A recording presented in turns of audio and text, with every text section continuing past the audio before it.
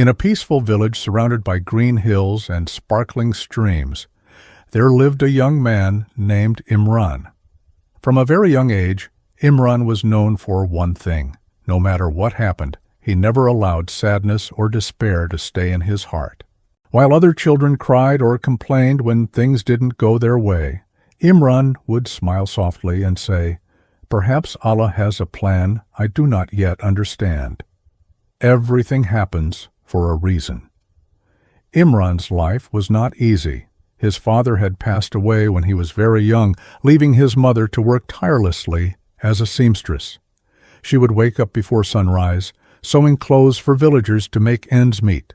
Their home was simple, with plain walls and a small kitchen. Many nights their meals were simple rice and lentils. But Imran never complained. He would wake up early to help his mother with chores, fetching water, sweeping the floor, and carrying the clothes she had stitched. Whenever his mother sighed from exhaustion, he would hold her hand and whisper, "Do not worry, mother. Allah will bring ease after hardship. Let us remain patient and hopeful." The villagers often shook their heads at Imran's optimism. "Imran, you are too hopeful," they said. "Life is harsh. You should be more realistic." But Imran would respond with a gentle smile. "Hope is not just a dream. Even a tiny seed buried in dry soil grows into a strong tree. Why not plant hope in our hearts too?" One day, as Imran walked to the town market carrying a bundle of clothes his mother had stitched, a sudden rainstorm poured down. The road became muddy and slippery. In a moment he slipped, and the bundle of clothes fell into the dirt. For a few seconds his heart sank. But then he took a deep breath, carefully picked up each garment, brushed off the mud, and whispered, "Alhamdulillah, perhaps someone will still see their value." At the market, the shopkeeper frowned at the muddy clothes. "I cannot pay full price for these," he said sternly. Imran smiled softly. "Pay what you think is fair. Someone will still benefit from them." Something about Imran's calmness and honesty struck the shopkeeper.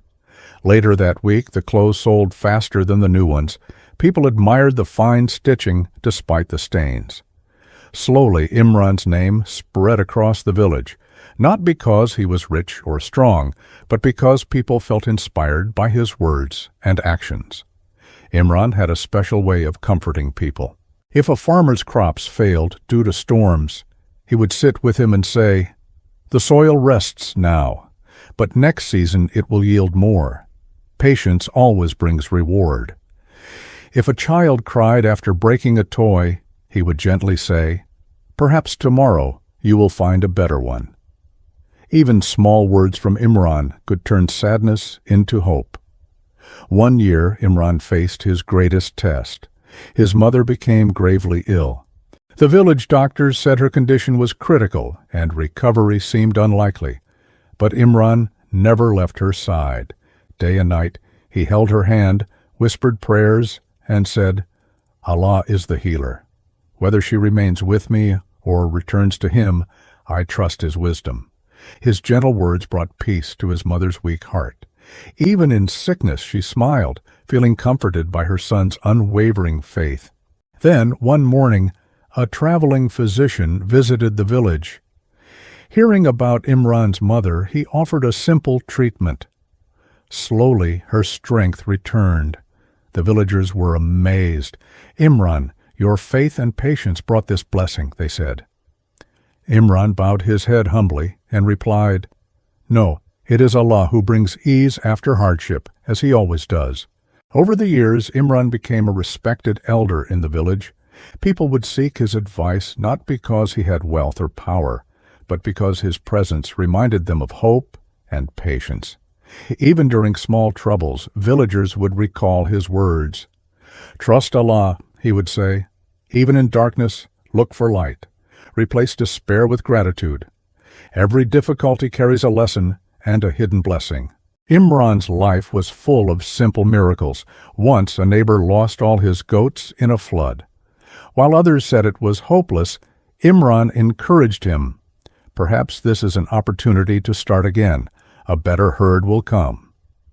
Soon the neighbor rebuilt his farm and found it even more fruitful than before. Another time, a young boy lost a precious book. While everyone was sad, Imran comforted him. Alhamdulillah, perhaps another book, even more valuable, awaits you. That boy grew up to be a scholar, always remembering Imran's words. Even small acts of kindness from Imran left lasting effects. If someone was hungry, he would share his own meal with a smile. If someone was sad, he would sit beside them and simply listen. His heart was always open, and his words always carried hope. Slowly, the entire village learned to think like him, to see light in darkness, and to trust Allah in all circumstances. Imran's story teaches us a powerful lesson. Life will bring hardships, but patience, hope, and trust in Allah can change everything. One person's positive thoughts and actions can inspire an entire community. People who learn to see with hopeful eyes find doors where others only see walls. Years later, long after Imran had passed away, villagers still told their children, "Think like Imran thought. Be patient, trust Allah, and keep hope in your heart. Even when life seems harsh, always look for light and goodness." Imran's life reminds us that hope, patience, and faith are stronger than any trouble. No matter how small or simple you are, your words and actions can bring comfort, strength, and happiness to those around you. Let's learn some words from this story. Seamstress, a woman who sews clothes for a living. Example, Imran's mother was a seamstress making dresses for villagers, gravely ill, very seriously sick. Example, the doctor said the old man was gravely ill. Despair, a strong feeling of hopelessness. Example, she did not fall into despair when she lost her job, sternly, in a serious or strict way. Example, the teacher spoke sternly to the noisy students. Alhamdulillah, praise be to Allah. Example, after finding his lost book, he said, Alhamdulillah.